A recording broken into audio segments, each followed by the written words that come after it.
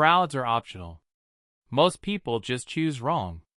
And no, this isn't about picking the right cruise line. It's about picking the right week, the right sailing pattern, and the right ports, so your vacation doesn't turn into a floating theme park on peak day. Because cruise crowds are usually created by just three things: school holidays, weekend sailings, and Instagram-famous ports. So today, I'm ranking 7 cruise itineraries for 2026 that are designed to do the opposite. Less crowd pressure, lower demand, and a better onboard experience. Often for less money. We're going worst to best, because the number one pick is basically the closest thing to a legal cruise cheat code. Same cruise, better life. The idea, why this works. Here's the concept, simple enough to remember while you're doom-scrolling cruise deals at 1 in the morning. Most cruises feel crowded because demand stacks up. When demand is high, prices go up, and patience goes down. These itineraries avoid crowds by doing at least 2 of the following. They sail in shoulder season. They use less viral ports or smarter port days. They're longer itineraries, which filter out weekend party bookings. Or they use repositioning routes, where ships are moving anyway, and pricing gets weirdly good. And the goal can be summed up in one sentence. Same cruise, better life. Number 7, Southern Caribbean. Good, but easiest to mess up. Number 7, the Southern Caribbean. Or as I like to call it, go lower on the map. Most people book the same Caribbean loop like it's cruise law. Cozumel, Nassau, St. Thomas. Repeat until retirement. And those ports can be great. But they're also the cruise version of choosing the most popular restaurant at 7 p.m. on a Saturday, and then acting surprised when you're seated next to the kitchen.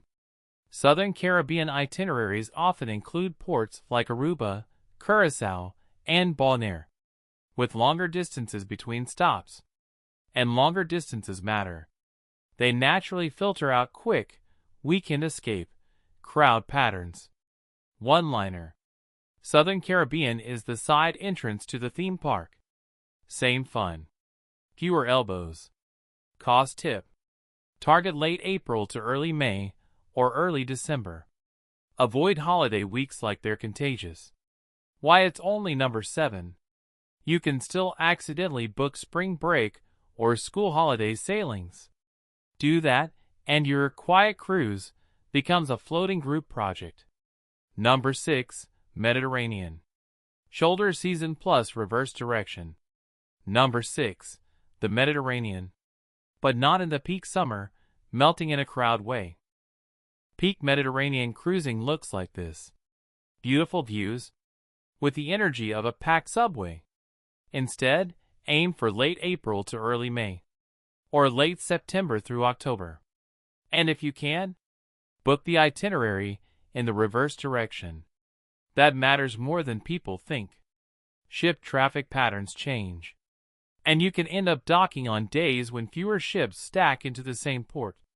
That means shorter lines, fewer bottlenecks, and less of that "we paid for this" feeling.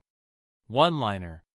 Reverse routing is like taking the same road trip, but hitting the traffic in reverse. You're still in Europe. You're not escaping humans completely. You're just reducing the chaos to a level where you can enjoy your gelato without defensive driving. Number 5, Alaska. May or September. Not peak summer. Number 5, Alaska. Where the biggest mistake people make is assuming the most popular time is the best time. Summer Alaska is gorgeous. It's also when demand explodes. Families, school breaks, higher fares, fuller ships. If you want a calmer, often better value Alaska in 2026, aim for May or September.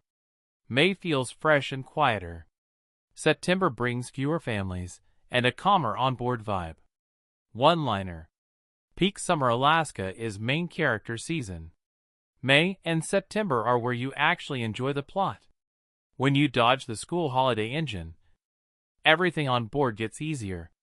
Shows, dining, elevators, even finding a quiet corner to exist. Number 4. Japan and South Korea. Late fall equals cooler, calmer, more walkable. Number 4. Japan and South Korea in late fall. Most people chase cherry blossoms or peak summer.